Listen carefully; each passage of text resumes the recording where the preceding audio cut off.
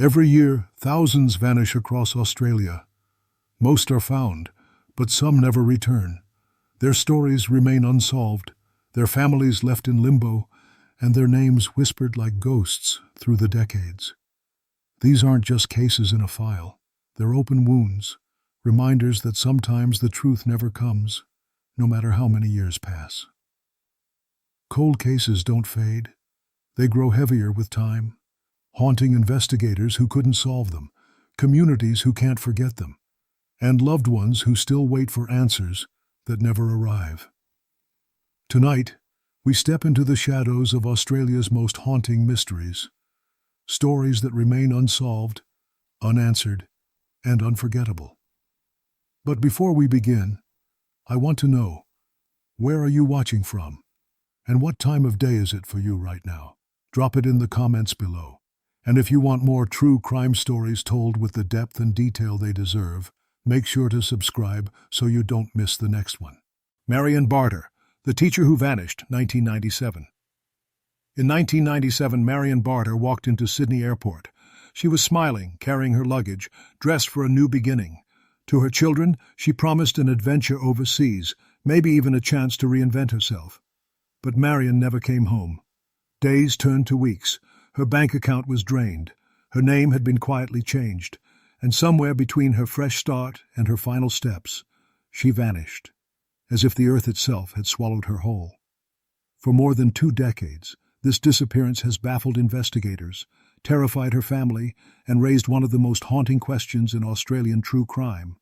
How can someone simply vanish in plain sight, leaving behind a trail of clues that only deepen the mystery? Marion Barter was not the type of woman anyone expected to disappear. Born in 1945, she grew into a bright, caring young woman with a deep love for teaching and children. By the mid-1990s, Marion was a respected schoolteacher on the Gold Coast. To her colleagues, she was warm and creative. To her students, she was kind but disciplined, the type of teacher remembered long after childhood ends. But beyond the classroom, Marion's life carried the same struggles many women face. She was divorced, raising children while navigating the challenges of middle age. At 51, she was at a crossroads, wanting more, feeling the pull of change. Friends say she longed for adventure. She dreamed of travel, of romance, of stepping out of the everyday routine. That dream was about to take her across the world, but it would also take her into the shadows. In June 1997, Marion told her family she was heading to England. She was excited, upbeat, and looking forward to a new chapter. Her daughter Sally still remembers the last hug at the airport, her mother promising she would be back before Christmas. But almost immediately, odd things began to surface. Just before her trip, Marion had officially changed her name to Florabella Natalia Marion Remakel, a name no one in her family had ever heard before. In late June, her passport was used to fly to the UK. In July, her return ticket was rebooked for an earlier date. Witnesses later reported seeing her in Australia around this time. And then, silence. Her bank account began bleeding money, thousands withdrawn in small amounts from ATMs across New South Wales. Marion's Medicare card was also used, but when checked years later, the signature on the records didn't appear to match hers. To her family, it felt like someone else had stepped into Marion's shoes, using her identity while she disappeared. At first, police believed Marion had simply chosen to start a new life. After all, she was an adult, free to make her own choices. When her daughter Sally reported her missing, officers reassured her, "Your mom probably just wanted a break." But Sally never accepted that. She knew her mother. She knew she would never abandon her children without contact. Over the years, new details came to light, many of them disturbing. Marion's name change had linked her unknowingly to a man with a dark past, a French national named Rick Blum, also known as Remakel. He had used multiple aliases and had a history of deceiving women. Witnesses and former partners described him as manipulative, someone who lured women with charm before exploiting them. Was Marion one of his victims? For years, these suspicions remained whispers, until a podcast changed everything. In 2019, journalist Alison Sandy and producer Brian Seymour launched the Lady Vanishes podcast, dedicated entirely to Marion's case. What started as a deep dive into her disappearance soon turned into a sprawling investigation. Dozens of women came forward claiming they too had been deceived by the same man. Listeners followed the story week by week, uncovering details alongside Marion's daughter. Public pressure mounted. Suddenly, a cold case that had gathered dust for over 20 years was front-page news again. The podcast revealed evidence the family had long suspected. Marion had been in contact with Rick Blum before her disappearance. She may have trusted him, even fallen for him. And yet, after she left for her new life, she never returned. The renewed attention forced authorities to act. In 2021, the New South Wales coroner opened an inquest into Marion's disappearance. For the first time in decades, her family sat in a courtroom listening as witnesses testified. Rick Blum was called to give evidence. His answers were evasive, often contradictory. He admitted to knowing Marion, admitted to relationships with multiple women, but denied any wrongdoing. The inquest revealed his long history of aliases, his reputation for deception, and his presence in Marion's life at the crucial moment she disappeared. But despite the mounting suspicions, no charges were filed. The case remains officially unsolved. The trail of evidence surrounding Marion is as haunting as it is confusing. Why did she change her name to Remakel, a name tied directly to Blum? Who withdrew her money from ATMs after her disappearance? Why did police dismiss her case for so long despite her daughter's pleas? And most chilling of all, what really happened to Marion Barter after she stepped onto that plane in 1997? The coroner has yet to release a final ruling, but the inquest made one thing clear: Marion's disappearance was no accident. For Marion's children, the pain is endless. Sally has fought for answers for more than 25 years, pushing past police indifference, public silence, and even doubt from those who suggested her mother simply walked away. Instead, Sally became her mother's voice, refusing to let her story fade. Without her persistence, Marion's case may have remained forgotten. Instead, it is now one of Australia's most haunting cold cases. The legacy of this case goes beyond one family's grief. It raises urgent questions about how missing persons cases are handled, how easily vulnerable people can be manipulated, and how long silence can stretch before justice is even attempted. In 1997, Marion Barter walked into Sydney Airport, looking forward to a fresh start. Nearly 3 decades later, her fate remains unknown. Someone, somewhere, still holds the answers. And until the truth is revealed, her family's fight will never end. What do you think happened to Marion? Did she trust the wrong person? Was she silenced to keep her from speaking out? Or is there another truth still buried in the shadows? Let us know your thoughts in the comments, and subscribe for more true crime documentaries that keep these stories alive. Megan Mulquiney, The Girl Who Never Came Home, 1984, Canberra. June 28, 1984, Canberra. It was a Thursday afternoon like any other. At around 12:15 p.m., 17-year-old Megan Mulquiney clocked out of her job at Dixon's Florist inside Woden Plaza Shopping Centre. She was bright, well-dressed, and carrying her bag, ready to head home after a routine shift. She walked to the nearby bus stop, a trip she had made countless times before. But this time, Megan never came home. She was last seen standing near the stop, waiting. And then, as if the ground swallowed her whole, she vanished, never to be heard from again. For nearly 41 years, this mystery has haunted Canberra. How could a teenager, in the middle of the day, disappear from a bustling shopping precinct without a trace? And why, despite decades of searching, has no one been able to bring her family the answers they so desperately deserve? Megan Mulquiney was 17 years old, just months away from finishing high school. She lived in Pearce, an established Canberra suburb, and was well known among friends and classmates for her friendly nature and calm demeanour. She was a student at Lake Ginninderra College, balancing her studies with a part-time job at the florist in Woden Plaza. For a teenager, she was mature beyond her years, reliable, disciplined, and trusted with responsibility.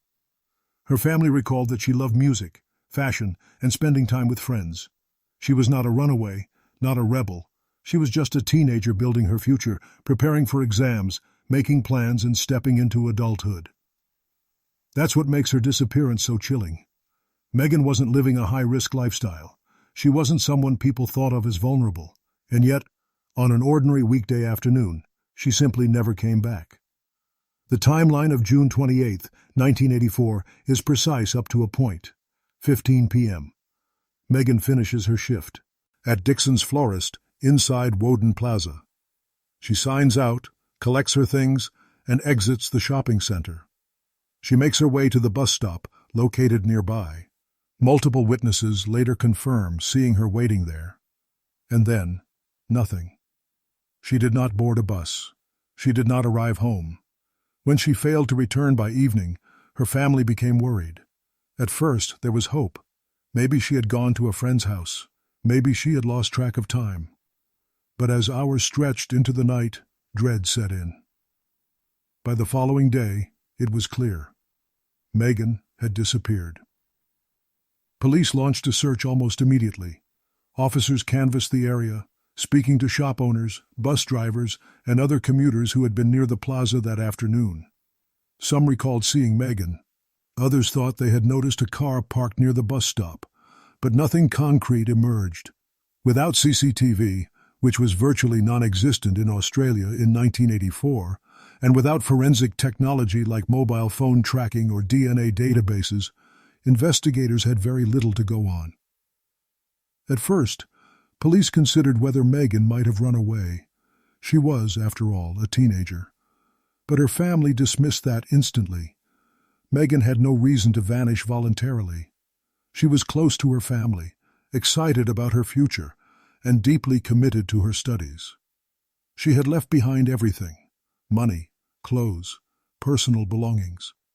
Within days, the case shifted from a missing teenager to a suspected abduction.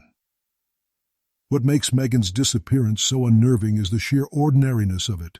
She vanished in broad daylight from a public place surrounded by people. Megan was described as sensible and not prone to risky behavior. If she willingly got into a car, it may have been because she recognized the driver. Police also considered the possibility of a stranger opportunistically approaching her at the bus stop. Canberra, while small, was not immune to crime. Megan's case is often compared to the 1971 disappearance of Keren Rowland, also last seen waiting for a bus before being found in bushland.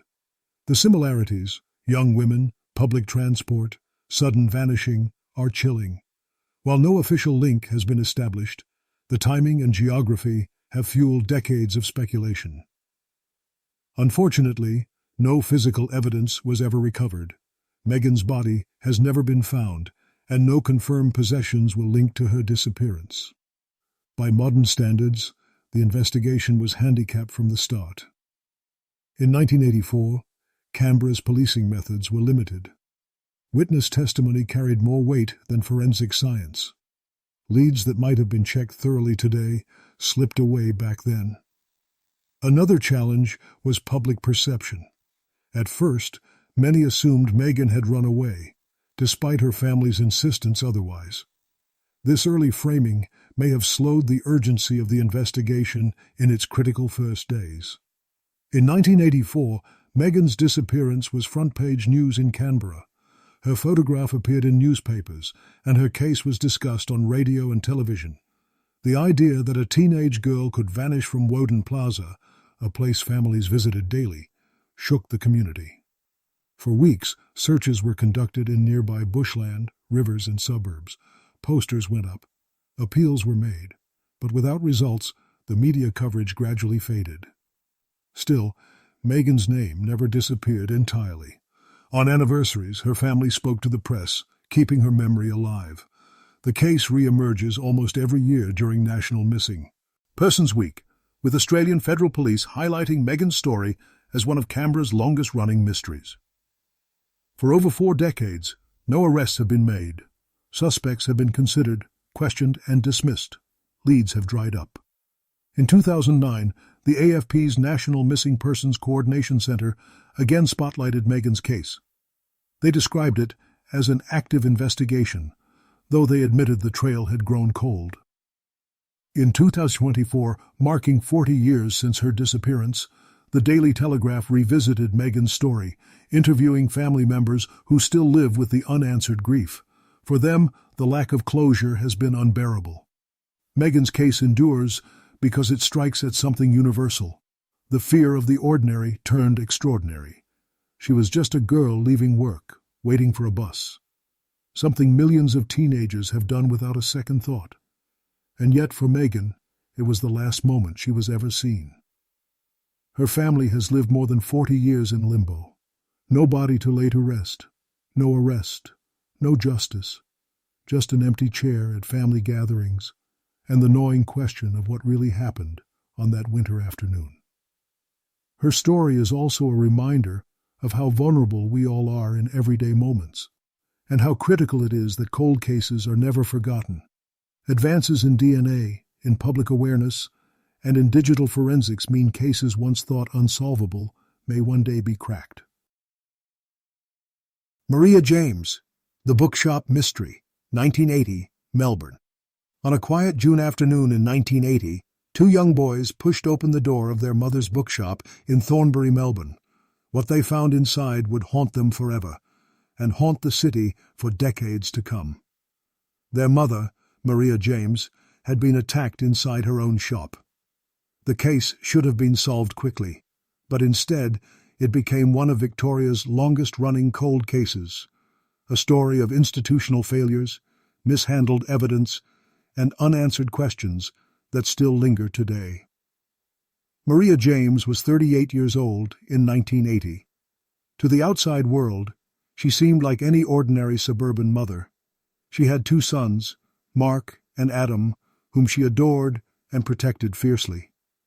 Recently divorced, Maria was navigating life as a single parent, balancing financial strain with the determination to give her children a stable home. She had purchased a small second-hand bookshop on High Street in Thornbury, a modest Melbourne suburb. It was the kind of store that reflected her personality, warm, inviting, a little cluttered, and filled with treasures for those willing to browse. Behind the counter, Maria was cheerful and welcoming, often chatting with locals who stopped by. She dreamed of building a new life after her divorce, one defined by independence and strength, not hardship. But beneath her outward calm, Maria carried private burdens. She had recently discovered that one of her sons, Adam, who suffered from Tourette's syndrome, had been subjected to abuse at the hands of a local priest. Maria had been preparing to confront the church about it.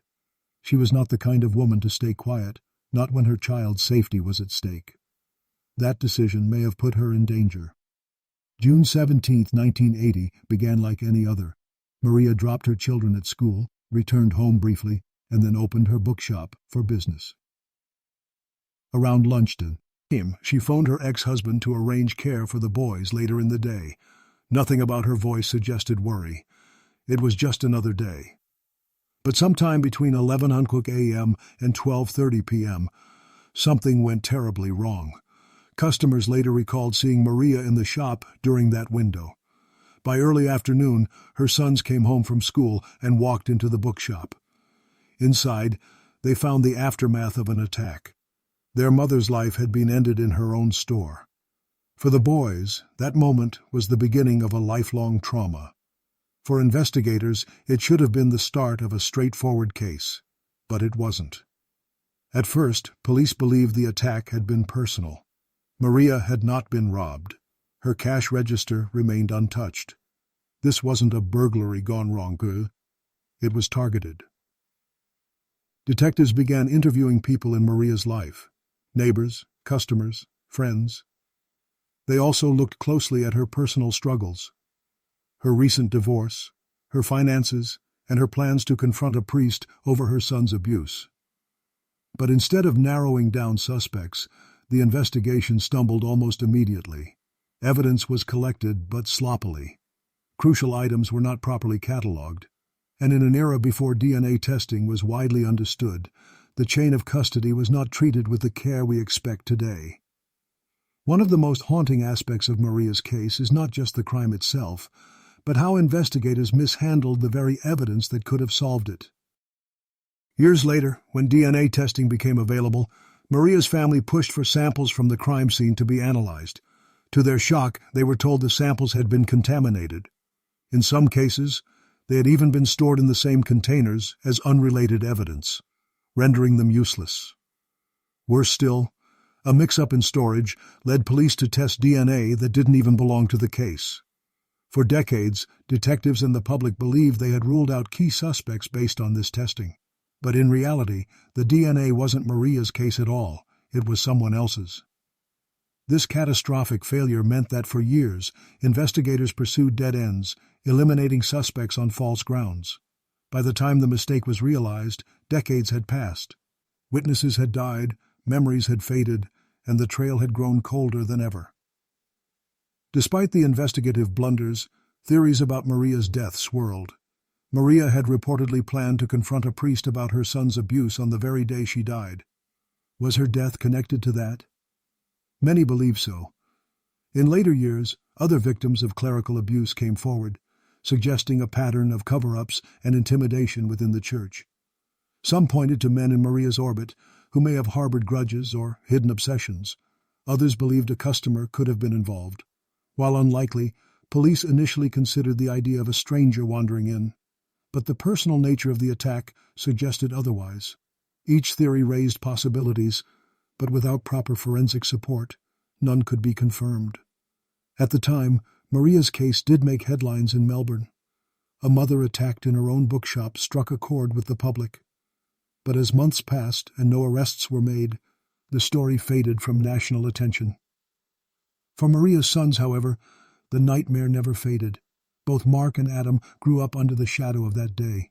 They became tireless advocates, pushing investigators, speaking to the media, and demanding accountability for the botched handling of their mother's case. Their fight kept Maria's name alive when the system seemed ready to forget her. In the 2000s and 2010s, with advances in DNA technology, there was hope Maria's case could finally be solved. But the revelation about mishandled evidence shattered that hope. In 2017, an ABC podcast titled Trace brought new attention to the case. Journalists investigated Maria's story, uncovering the church abuse angle and highlighting the failures of the original police investigation.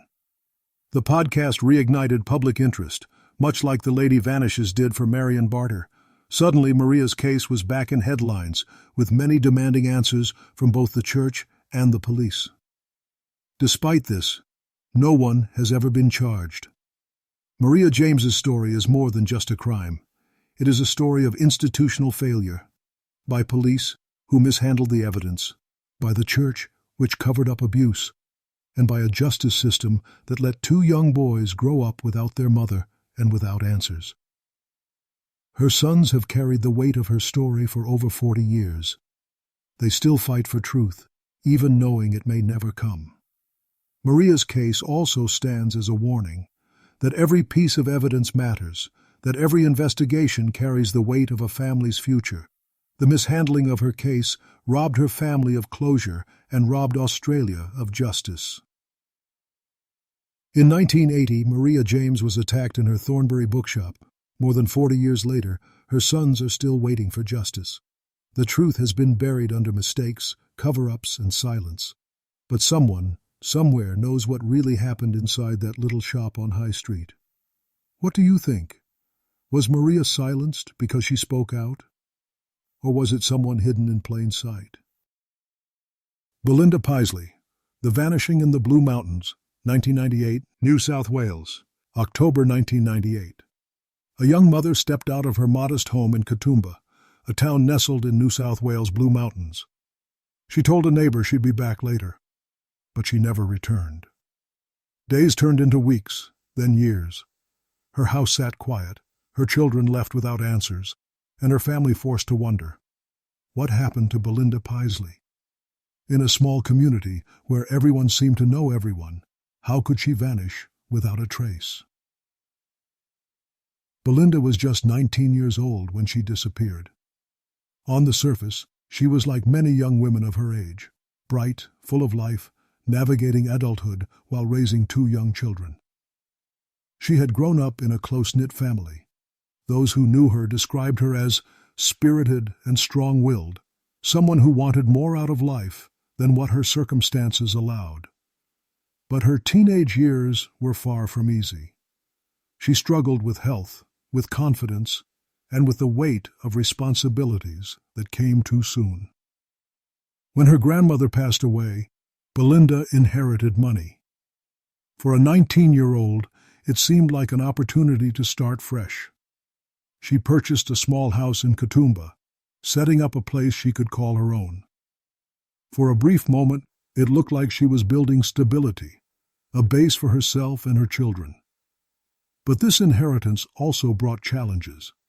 Suddenly, Belinda had money, a home, and independence. People noticed. Not all of them had good intentions. In the months before she vanished, Belinda's life was complicated. She had built a circle of acquaintances in Katoomba, some supportive, others less so. With her new independence, she also drew the attention of people who didn't always have her best interests at heart. Family members later recalled their concern. They worried that Belinda was surrounded by people who took advantage of her generosity, her inness, and perhaps even her vulnerability. She had started keeping company with individuals who, by their behavior, created tension in her home and instability in her life.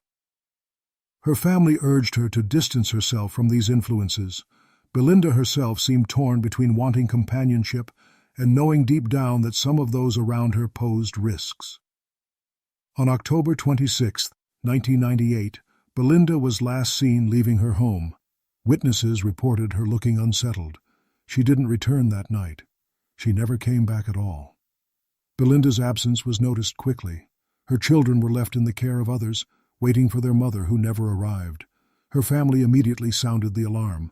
This was not like her. At first, police treated her disappearance as though she may have simply walked away voluntarily. After all, she was young, independent, and perhaps stressed. But her family knew better. They insisted she would never abandon her children. Searches were conducted, but no trace of Belinda was ever found. No belongings left behind in suspicious places. No confirmed sightings after that night. She had simply vanished. The police investigation faced hurdles from the start. Belinda's home became the focal point. Neighbors were interviewed, friends questioned. Some suggested she had left town on her own. Others pointed to arguments she had with people in her circle. As officers dug deeper, troubling accounts emerged. Friends recalled seeing Belinda subjected to threats and intimidation from people she associated with. Stories of violence, of manipulation, of pressure to hand over money. They painted a picture of a young woman vulnerable to those around her. But while there were whispers of what might have happened, hard evidence was lacking. No crime scene, no clear witness testimony strong enough to stand up in court. The case began to stall. Looking back, many believe the initial investigation missed crucial chances. Some of Belinda's acquaintances, later described in court as violent or manipulative, were not thoroughly questioned in those early days. There were claims of incidents inside her home, fights, threats, moments when Belinda seemed scared for her safety. But by the time these stories surfaced, months had passed. Leads had gone cold. Without strong forensic evidence or clear timelines, the investigation drifted into uncertainty. For her family, it was agonizing. The sense that answers were out there, but no one was listening closely enough to find them. In 2012, more than a decade after her disappearance, a coronial inquest was finally held into Belinda's case. For her family, it was both painful and necessary. It meant reopening wounds, but it also meant shining a light on what had been overlooked. Over the course of the inquest, a disturbing picture emerged. Witnesses described Belinda's final months as turbulent. Testimony revealed that she had been subjected to threats, intimidation, and even violence by people who frequented her home. Friends recounted her fear. She had confided that she felt unsafe, that she wanted to distance herself from certain individuals. The coroner heard stories of arguments, of people demanding money, of a young woman trapped in a cycle of pressure and manipulation. But despite the eight of testimony, there was still no physical evidence. No body, no definitive crime scene. In the end, the coroner concluded that Belinda had likely died as a result of foul play, but without hard proof, no one could be charged. The inquest left the family with official recognition of what they had always believed. Belinda did not walk away from her life. She was not the type to abandon her children. Something had been done to her.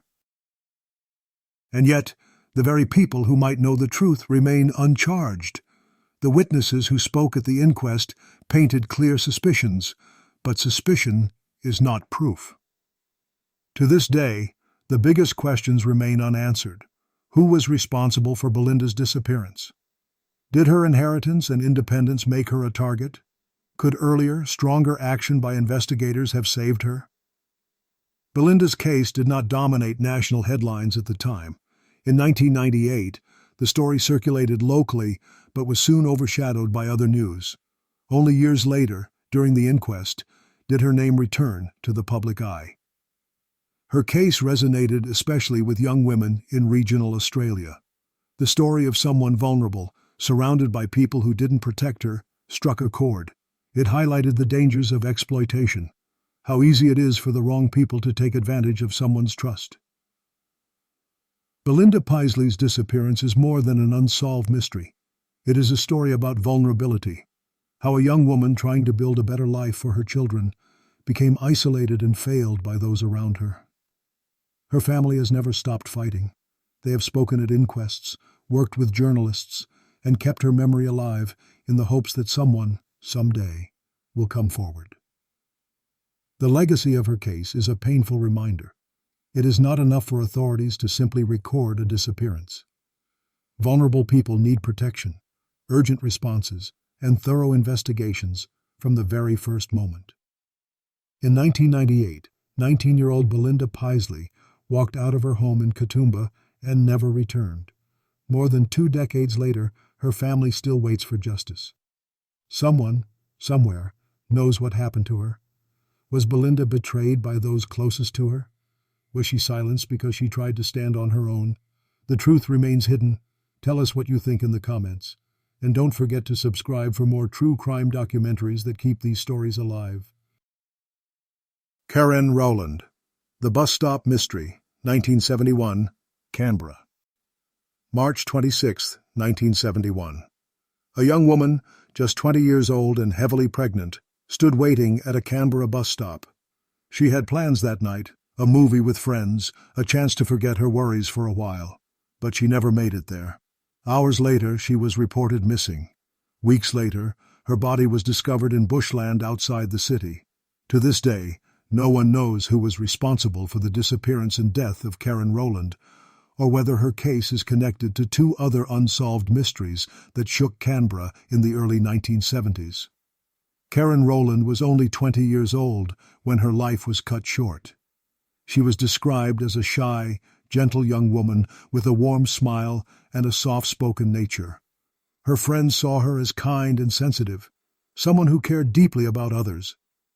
But in early 1971, Keren was facing enormous challenges.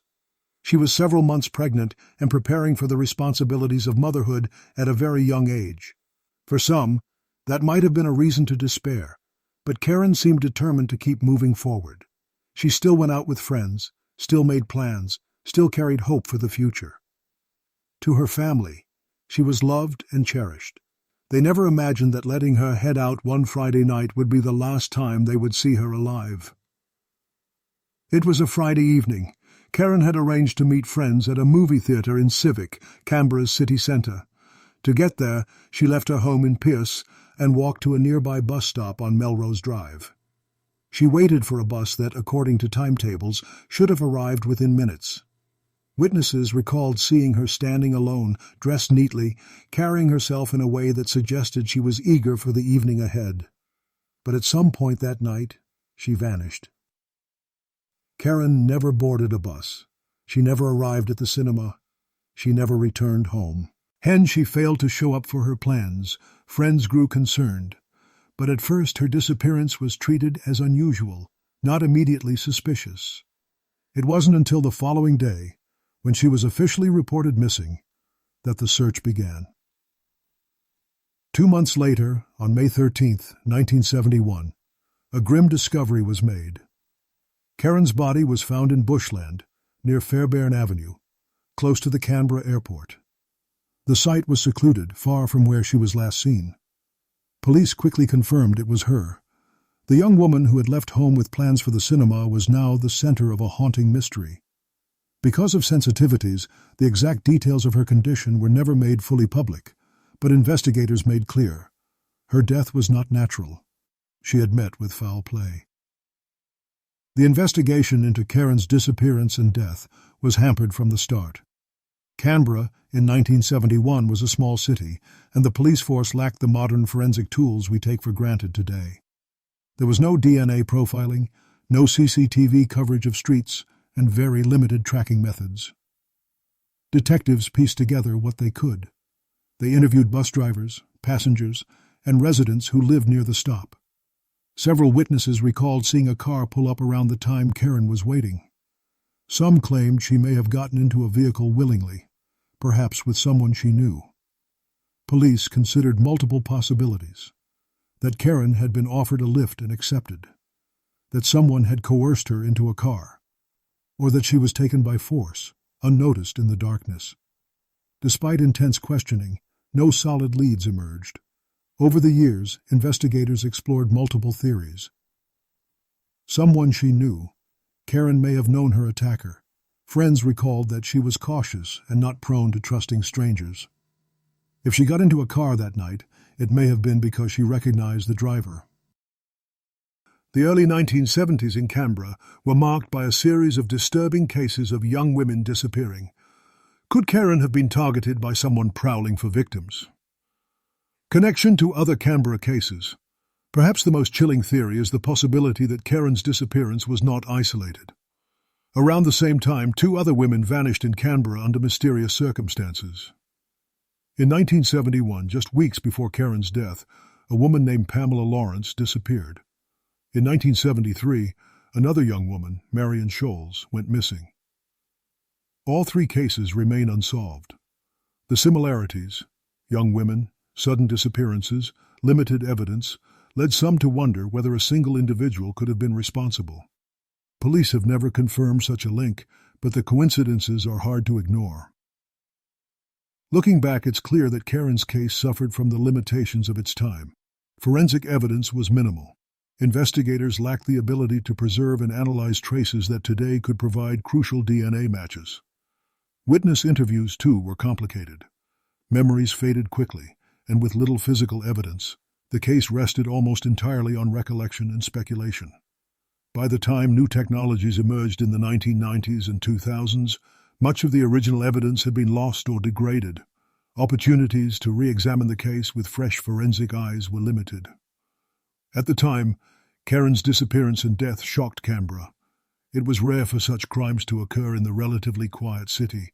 Women were warned to be cautious, parents grew fearful, and speculation spread quickly. But as months turned into years, without an arrest, the public's focus waned. The story faded from headlines, becoming part of Canberra's shadowy folklore, a case remembered mostly by detectives and the grieving family. No one was ever charged in connection with Keren Rowland's death. The official police stance remains that her case is unsolved but active whenever new leads arise. From time to time, investigators have revisited the file, checking for connections to known offenders or new information brought forward by the public. But as of today, no breakthrough has come. The question of who took Keren from that bus stop in 1971 and why remains unanswered. For Keren's family, the grief is immeasurable. To lose a daughter at such a young age is tragedy enough. But to lose her in such mysterious, unresolved circumstances has been a torment lasting more than 5 decades. Her case also symbolizes the challenges faced by law enforcement in the early 1970s. Without modern forensic science, many investigations from that era ended in frustration. Keren's death is not just a personal tragedy, It reflects an era where victims too often slip through the cracks of an underprepared system. The haunting fact that her case coincided with other unsolved disappearances in Canberra only deepens the mystery. Were these young women victims of the same person? Or are they tragic coincidences, three separate crimes that happened to occur within a short span of time? We may never know. In March 1971, 20-year-old Keren Rowland stood at a Canberra bus stop, waiting for a ride into the city. She never arrived. Weeks later, she was found in bushland, her life stolen, her child never born, her family left without answers. More than 50 years later, her case remains one of Australia's oldest unsolved mysteries. Was she the victim of someone she knew? Was she caught in a string of connected disappearances? Or was she silenced by a stranger whose name has never been revealed? Let us know your thoughts in the comments, and subscribe for more true crime documentaries that keep these stories alive. Across decades, across states, the stories we've just explored share the same painful threads. Families left in the dark, investigators grappling with gaps in evidence, suspects who walked free without ever being held accountable. In each case, time has become both an enemy and a reminder. An enemy because memories fade and evidence degrades, but a reminder because silence never truly erases what happened. These cold cases are not just unsolved files in a cabinet. They are mothers, daughters, and sisters whose names should have been remembered for their lives, not their mysteries. And yet, the mysteries endure. Podcasts, documentaries, and families refusing to stay silent have forced these cases back into focus. They remind us that justice delayed doesn't have to mean justice denied. That even decades later, one voice, one detail, one confession could still bring the truth into the light. Maybe one day the truth will surface. Until then, Australia waits. If you've lived near these places, if you've heard stories passed down, or if you carry a detail that's never been shared, we'd like to hear from you. Drop your thoughts in the comments below. You never know what might matter. And if you want to join us in keeping these stories alive, subscribe for future documentaries. Because every story deserves to be told, and every unanswered question deserves to be asked, again and again.